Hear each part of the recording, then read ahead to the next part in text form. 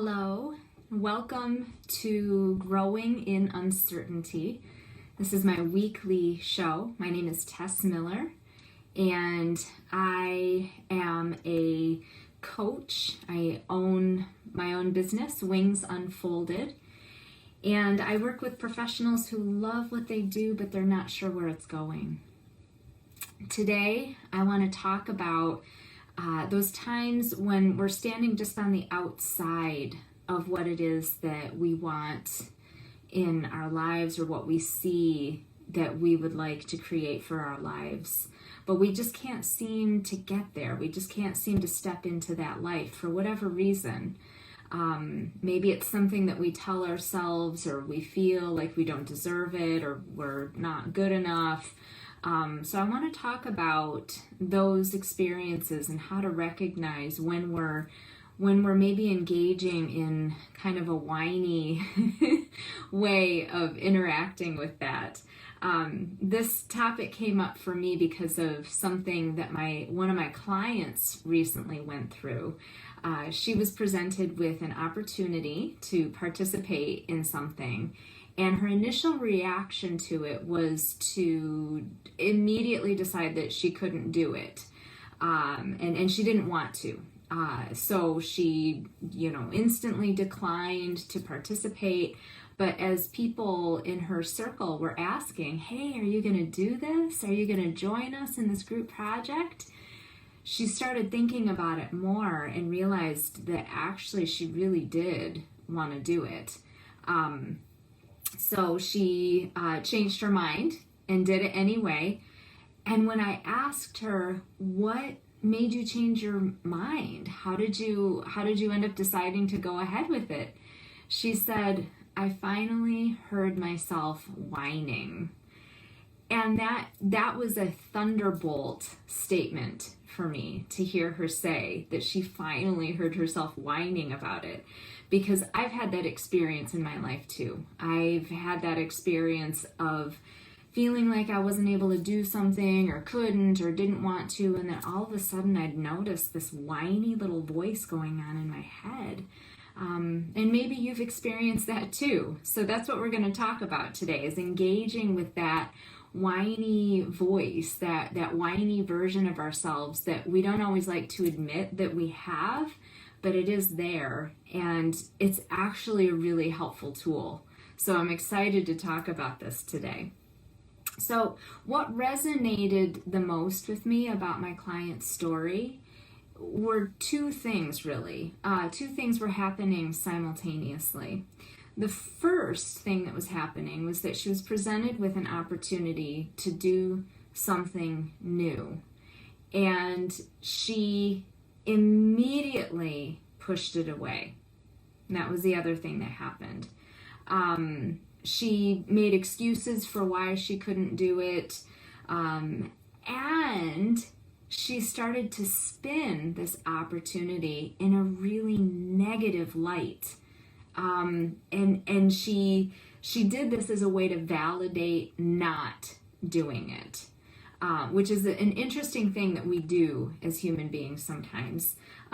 If this doesn't make any sense, I have another story for you. So this story takes place when I was a kid, and I have an older sister. She's 4 years older than me. So I want to first and foremost say that I absolutely love my sister and have absolutely no judgment about this story today.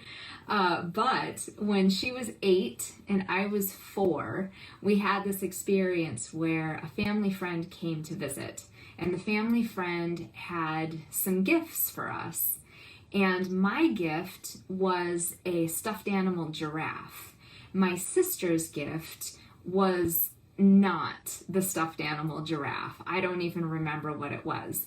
All I remember is that my sister spent the entire day being really upset that she did not get the stuffed animal giraffe. And as she tells this story today, she'll talk about how, this family friend knew how much she loved stuffed animals. So why in the world didn't she get the stuffed animal?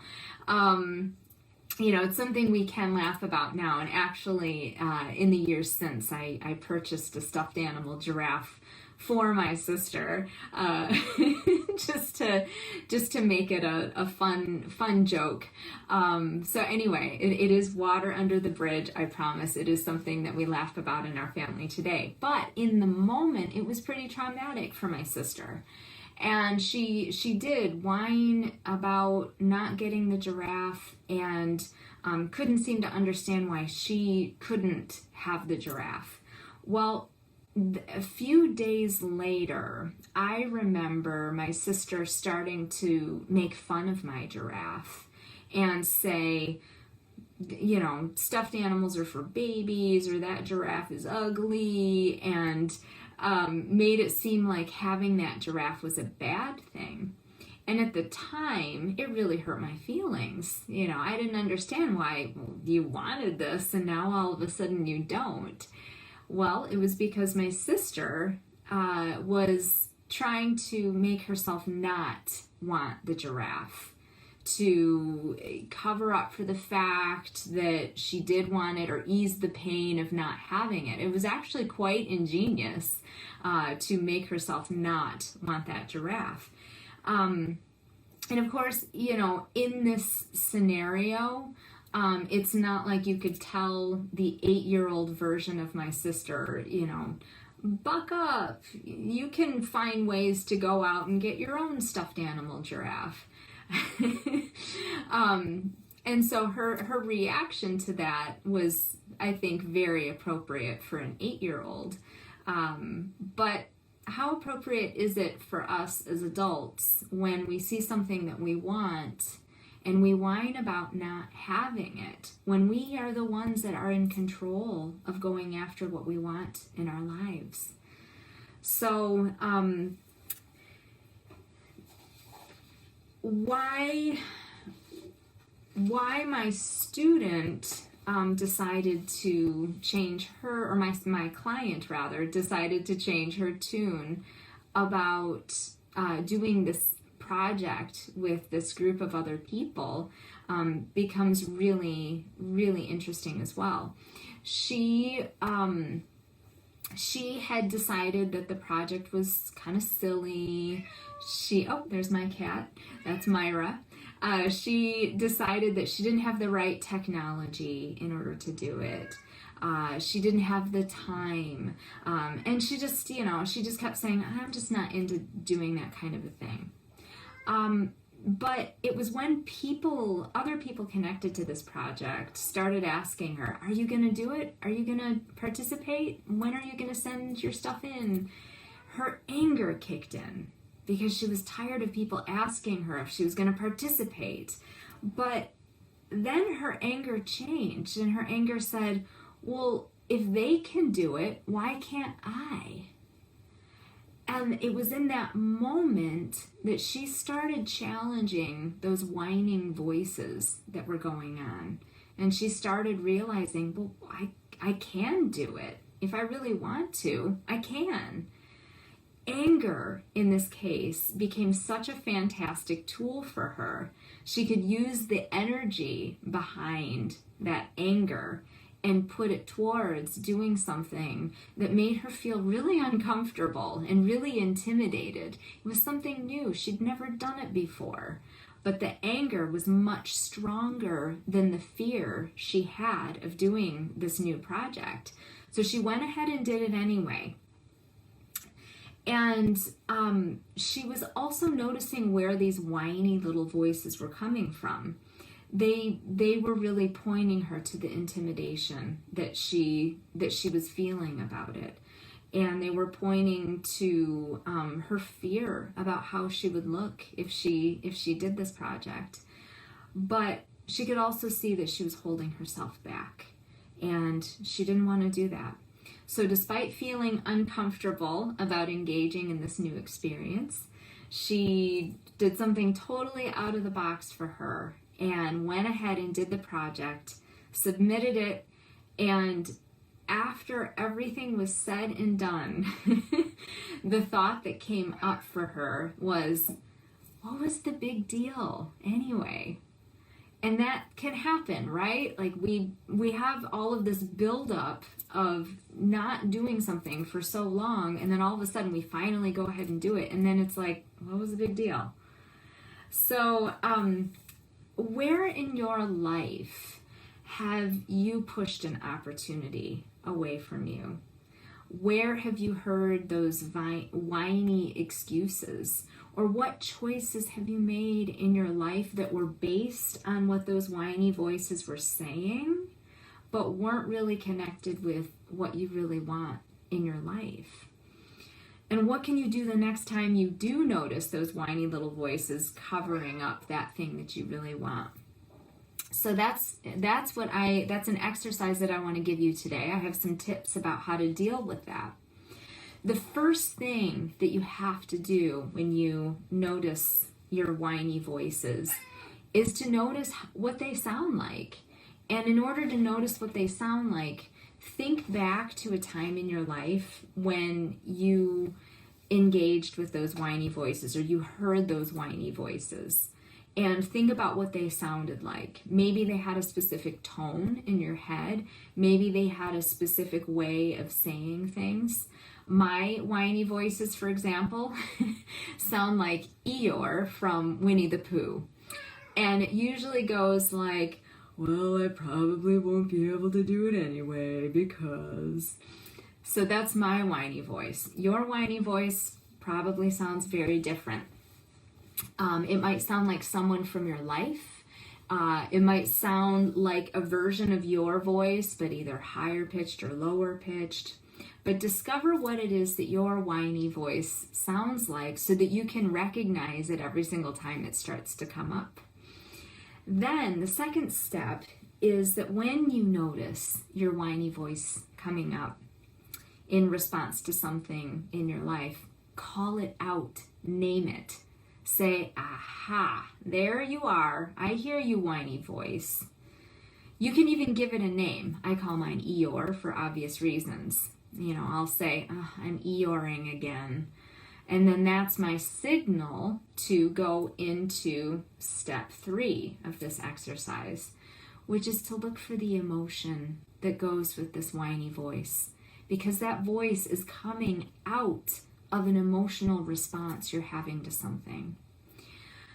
So the emotion that might be coming up for you might be fear. It might be anger. It might be sadness. Maybe you're frustrated by something that hasn't happened for you yet.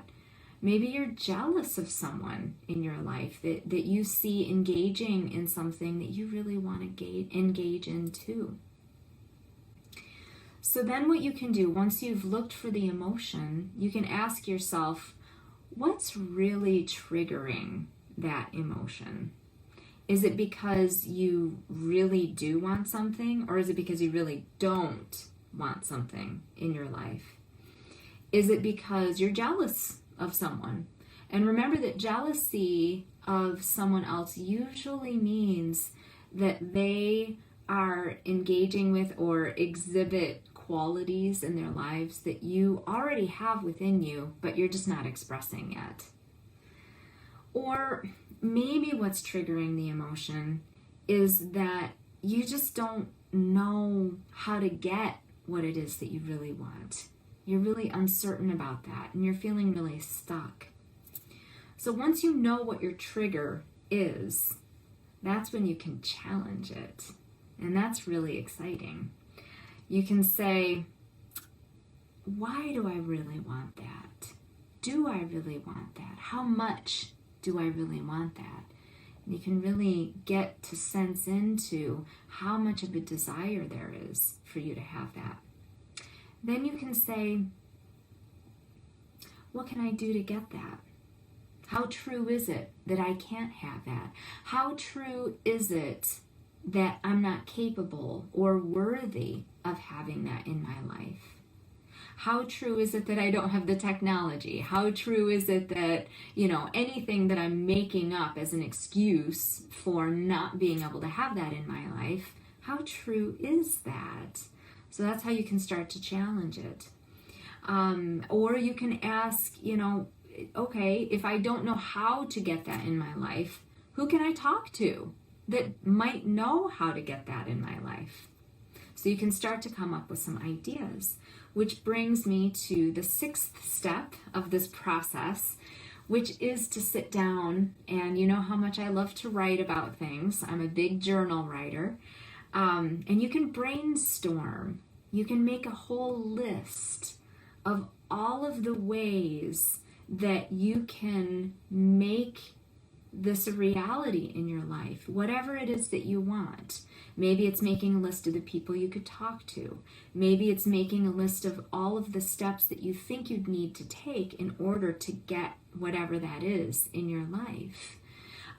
But then, you'll have this list in front of you, and you can take one small thing off of that list. One thing that seems very reasonable and achievable for you. And you can start with that one thing and do it and go for it. Once you are starting to walk on the path towards that thing that you really want to manifest in your life, you'll notice that the motivation to go for it is so much stronger than any fear that you ever had about going for it. So I hope that that gives you an insight into how you can work with and engage in that whiny little voice that's not so bad after all. Remember, the whining in and of itself is not really a negative thing. It's just a red flag. It's just there to tell you that, hey, this is something that you want in your life and you don't have it right now. So what can you do to make that happen? That whiny little voice really does want you to be happy. It wants you to go for what you want. If you can hear and recognize that voice and really understand why it's making excuses and what the feelings are, then you can release those things. Those are the things that are holding you back. And you can start to actually take action on going for what you want. Sometimes, though, figuring out what it is that we want is half the battle, right? So use that whiny voice to help you figure out what it is that you do or don't want in your life.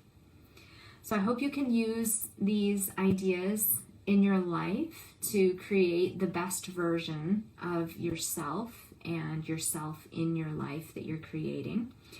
Thank you so much again for watching these videos. I so appreciate your presence, and I appreciate the opportunity to be able to share my experiences and how I've engaged with making change in my life.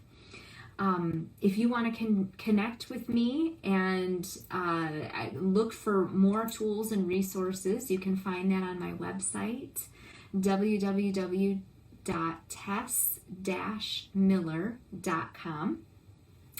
Or you could connect with me on Facebook under my business name, Wings Unfolded. Or you can connect with me under my name, Tess Miller, on Instagram, LinkedIn, and YouTube. Thanks again. Have a fantastic week, and I'll see you next Tuesday for another episode of Growing in Uncertainty. Take care.